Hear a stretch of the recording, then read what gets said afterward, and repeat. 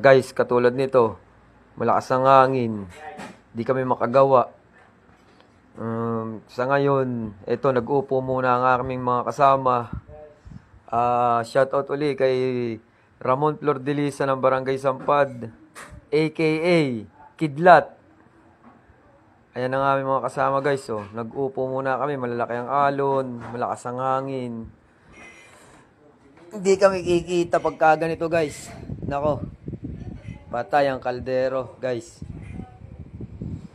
Wawa kami. Yan, no. O, yung katulad yan, no. Nag-aantay lang kami humina ang hangin. O, sigarilyo muna tayo. Tio Dick.